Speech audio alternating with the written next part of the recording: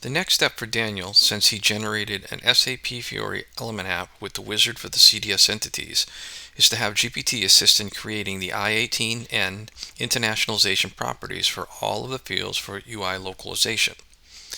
First, we will need to tell GPT about the CDS model by copying into the user message my CDS model and running the message. So we'll go to our code. You can see here my CDS model. I'll simply copy this by telling it, here is my CDS model.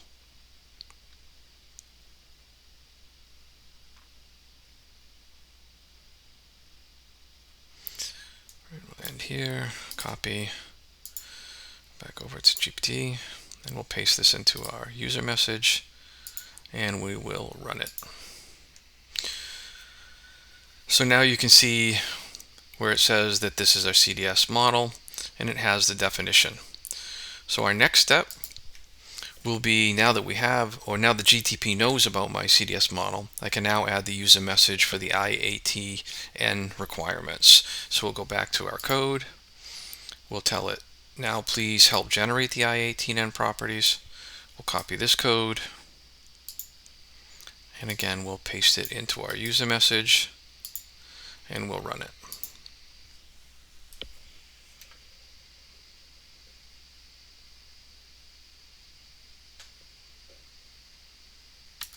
So as you can see, the response that we get is a note that the labels are generated based on the following rules, and it gives you the information that we have here.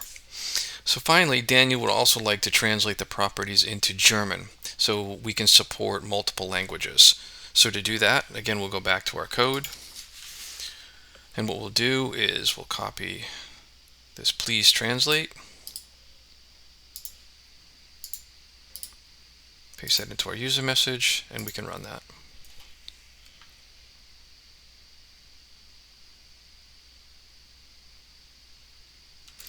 Okay, so what you can see is we have our I-18N version for German in this case, the properties, and you can actually see where it actually did the translation of some of the individual fields here that it was able to.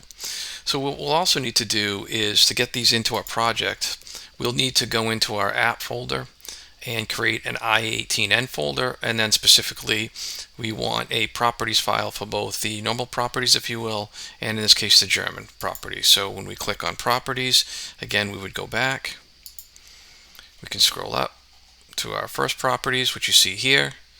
We can click on copy, go back to our project, and we would copy the properties in here. So now, as stated earlier, Daniel will need, of course, to verify and make any changes to the AI output produced by GPT. Thank you.